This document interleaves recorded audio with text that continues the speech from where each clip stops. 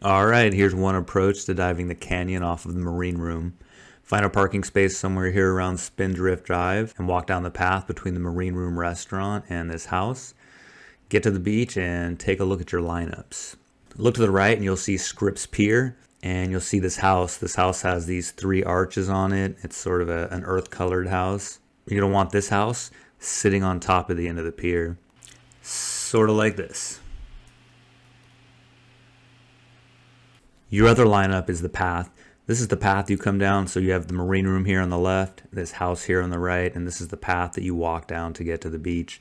This is going to be your other lineup. As you kick out, just keep a straight view down this path. So walk down this path, directly enter the water, and you have about a 15-minute swim out. Once you hit the drop point, you're going to drop down at about 20 feet of water, take a 300-degree heading, until it starts to slope down. So after about 5 minutes, you'll be down into 40-ish feet of water. You're just going to hit sandy slopes right here. No direct wall to find. So as you go down 40, 50, 60 feet of water, it's up to you. Just turn right and start following those contours at whatever you like. I think we dropped down to about 90 feet in this range, but pick the contour you like. At some point you will find a bit of a wall, a short one. Here near the end of the dive, you're going to find a pretty big wall. It starts at about 70 feet, drops down to about 130. Obviously, that being at the end of the dive, you don't really want to go deep. But you can check out the top of it. If you do want to spend most of the time on that, check out my other video on the Great Wall. It starts at this point. I always feel really exposed when I'm doing this dive. I feel like it's a longer swim out and a longer swim back in. You're not in front of the lifeguard towers. And if you end up surfacing back up here, you have a long swim back. I've seen people that surface sooner and they make it to this point, they look pretty miserable. So make sure you're a confident diver, you're in shape, you're up to the task. All right, let's take a look at the dive. As soon as you hit the sand, get in the water and start kicking out, making sure to keep that pathway lined up. Make sure you can see all the way down it. Once the big house with the arches is sitting on top of the end of Scripps Pier, time to drop down in about 20 feet of water. Take a 300-degree heading for about 5 minutes, at which point it'll start getting slowly deeper.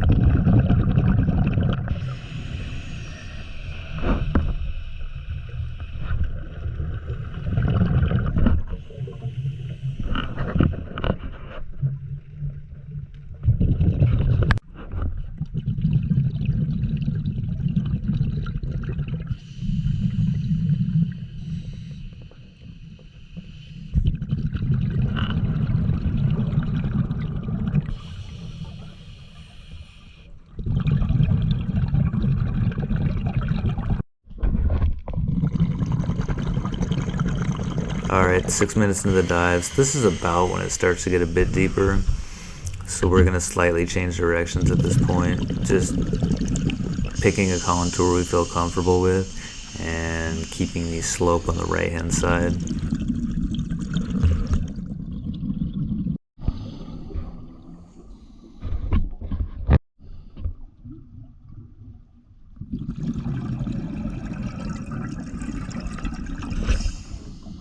Much of the first half of the dive is like this. Sandy bottoms, sloping walls, maybe some critters here and there.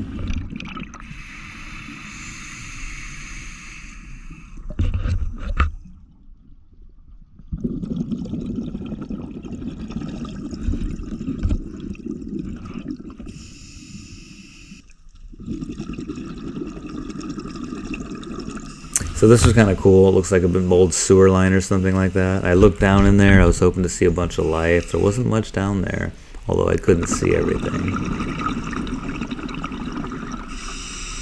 Still lots of cool growth on it. There's a gorgonian right there.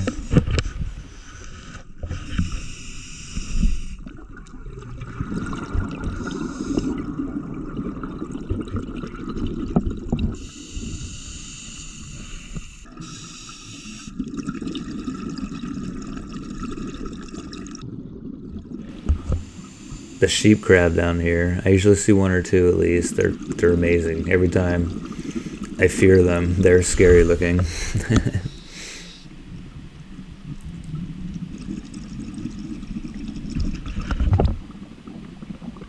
Alright, so we're 15 minutes in the dive here, about 62 feet. Still just checking things out.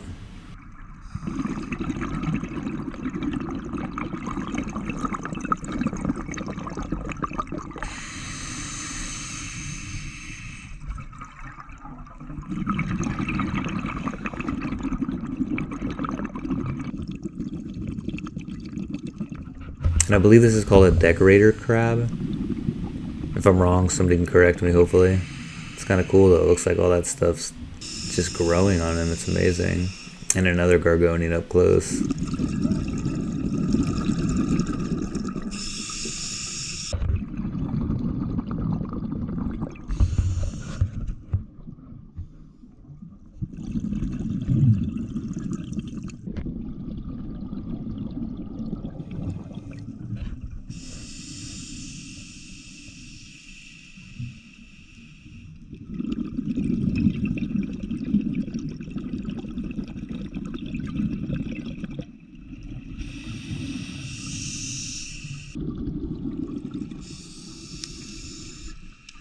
Let's take a look at this sheep crab.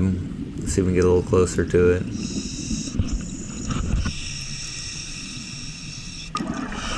Oh, that might have been a mistake.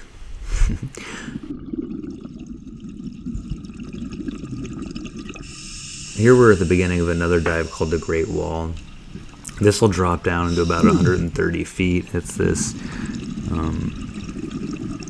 big amphitheater with steps that go down.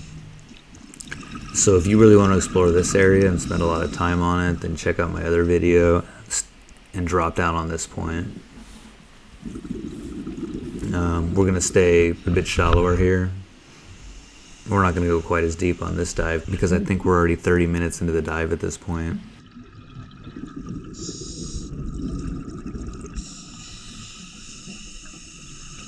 One reference point we use to find this wall is that chain that you see on the right hand side with a bunch of growth on it. I'm going to turn around in a second and get a closer look at it for you.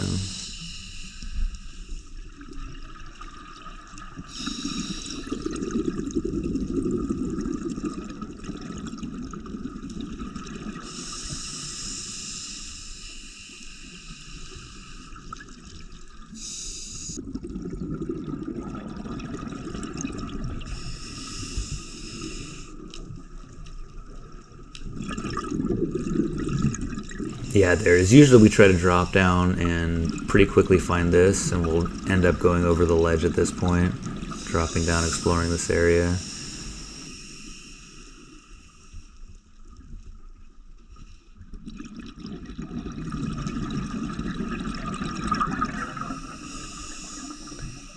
I don't know if there was a boat anchor that was on here or what. Just at the top of this and to the left, I'll show you in a second, there's these two buoy lines that float up. I was told that those used to be to mark off a jet ski area that was out here. I don't know if that's true. But it broke off and then they stopped allowing it. But this is another point we try to find when dropping down. Just hit this point directly and then start exploring that wall. This right here is called Tsunami Point. It's just 30 seconds or a minute north of those buoys. It just jets straight out.